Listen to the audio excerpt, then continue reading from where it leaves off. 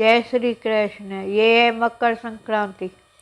सूर्य देव ने एक राशि से दूसरी राशि में प्रवेश करने को ही मकर संक्रांति कहते हैं। एक जगह से दूसरी जगह अथवा एक दूसरे का मिलना ही संक्रांति होती है। एक संक्रांति से दूसरी संक्रांति के बीच का समय ही सौर मास कहलाता है। हालांकि कुल 12 सूर्य संक्रांति होती है, परंतु इनमें से मेष, करक, तुला और मकर संक्रांति प्रमुख महत्व रखती है, इसलिए मनाई जाती है मकर संक्रांति। शास्त्रों के अनुसार मकर संक्रांति के दिन भगवान सूर्य अपने पुत्र शनि से मिलने उनके घर जाते हैं। अर्थात सूर्य देव जब बृहस्पति के राशि में धनु से शनि राशि के मकर में प्रवेश करते हैं तो मकर संक्रांति का पर्व मनाया जाता है। इसलिए इस पर्व को मकर संक्रांति के नाम से जाना जाता है। सूर्य को धनु राशि से मकर राशि पर जाने का महत्व इसलिए बढ़ जाता है क्योंकि इस वक्त सूर्य दक्षिणायन से उत्तरायण हो जाता है और उत्तरायण देवताओं का दिन माना जाता है। हिंदू मान्यताओं के अनुसार 14 दिसंबर से 14 जनवरी तक खर मास कहलाता है।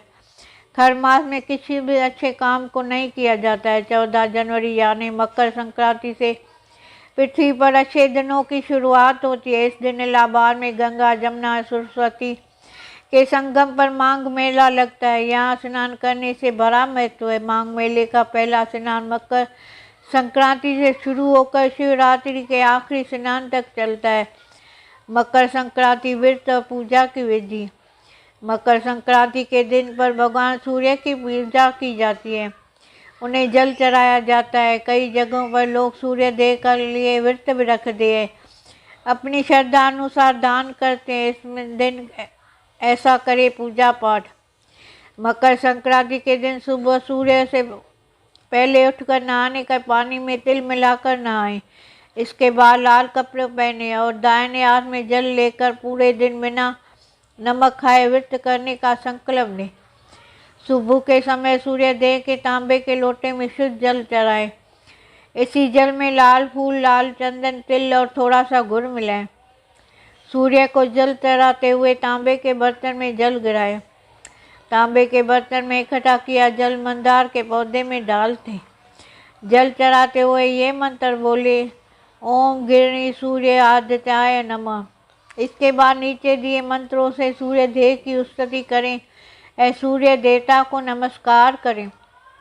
ओम सूर्याय नमो, ओम आदित्याय नमो, ओम सप्तर्षिये नमो, ओम सवित्रे नमो, ओम मार्तंडाय नमो, ओम विश्वेव नमो, ओम भास्कराय नमो, ओम भानुवे नमो, ओम मरीचाय नमो। इसी दिन श्री नारायण कवच, आदित्य हृदय स्तोत्र, विष्णु सहस्त्र नाम का पाठ करने का बड़ा उत्तम माना जाता है। भगवान सूर्य की पूजा करने के बाद तिल, उड़द दाल, चावल, गुड़, सब्जी, कुछ धन अगर संभव हो सके तो वस्त्र किसी ब्राह्मण को दान करें। इसी दिन भगवान को तिल और खिचड़ी का भोग लगाना चाहिए और ब्राह्मण को भोजन करवाना चाहिए। कथा। श्रीमद् भागवत और देवी पुराणों के मुताबिक शनि महाराज को अपने पिता के वैर भाव था क्योंकि उन्होंने सूर्य देव को शनि देव की माता छाया और सूर्य देव की दूसरी पत्नी संज्ञा के पुत्र यमराज को भेदभाव करते देख लिया था। इस बात से नाराज होकर सूर्य देव ने पुत्र शनि को अपने से अलग कर दिया था। इससे शनि और छाया ने सूर्य देव को कुष्ठ रोग का शाप दे दिया। पिता सूर्य देव की कुष्ठ रोग से पीड़ित देखकर यमराज काफ़ी दुखी हुए। यमराज ने सूर्य देव को कुष्ठ रोग से मुक्त करवाने के लिए तपस्या की, लेकिन सूर्य ने क्रोधित होकर शनि महाराज के घर कुंभ, जिसे शनि की राशि कहा जाता है, उसे जला दिया। इससे शनि और उसकी माता छाया को कष्ट भोगना पड़ा।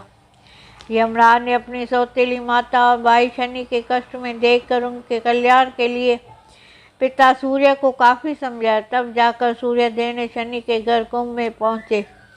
कुंभ राशि में सब कुछ जला हुआ था। उसी समय शनि देव के पास तिल के अलावा कुछ नहीं था, इसलिए उन्होंने काले तिल से सूर्य देव की पूजा की। शनि की पूजा के प्रसन्न होकर सूर्य देव ने शनि को आशीर्वाद दिया और शनि का दूसरा घर मकर राशि मेरे आने पर धन धान्य से भर जाएगा। तिल के कारण ही शनि के उनका वैभव फिर से प्राप्त हुआ, इसलिए शनिदेव को तिल प्रिय है।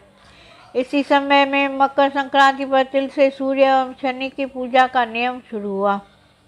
मकर संक्रांति का इतिहास पौराणिक कथाओं के अनुसार मकर संक्रांति के दिन माँ गंगा जी भागीरथ के पीछे पीछे चल कपिल मुनि के आश्रम में होती है और सागर में जा मिली थी।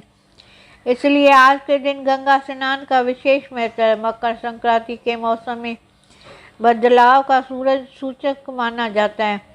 इस दिन से वातावरण में कुछ गर्मी आने लगती है। फिर बसंत ऋतु के बाद ग्रीष्म ऋतु का आगमन होता है। कुछ अन्य कथाओं के अनुसार मकर दिन संक्रांति के दिन देवता पृथ्वी पर अवतरित होते हैं और गंगा स्नान करते हैं। इस वजह से भी माँ गंगा का स्नान आज विशेष महत्व माना गया है।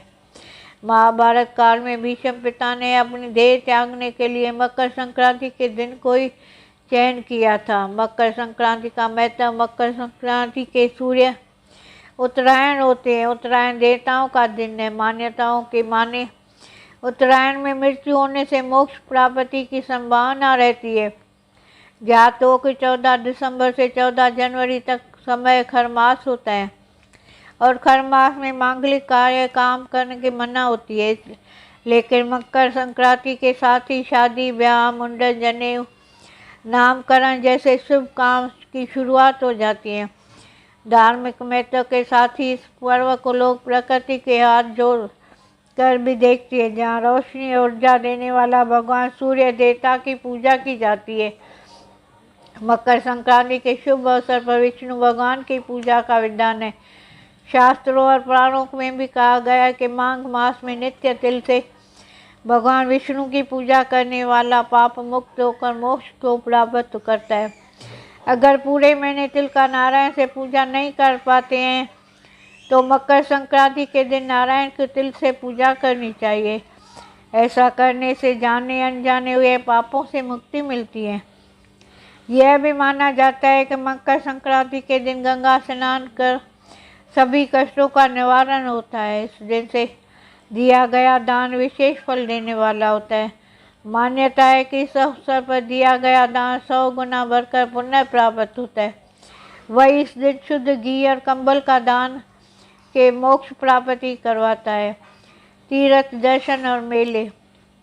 मकर संक्रांति के मौके पर देश के कई शहरों में मेले लगते हैं। खासकर उत्तर प्रदेश, मध्य प्रदेश, दक्षिण भारत में बड़े मेलों का आयोजन होता है।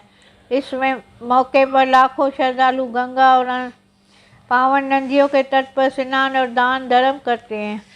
पौराणिक मान्यताओं के अनुसार स्वयं भगवान श्री कृष्ण ने कहा कि जो मनुष्य मकर संक्रांति पर देह को त्याग करता है उसे मोक्ष प्राप्त है। वह जीवन मरण के चक्कर से मुक्त हो जाता है। जय श्री कृष्ण। राधा कृष्ण।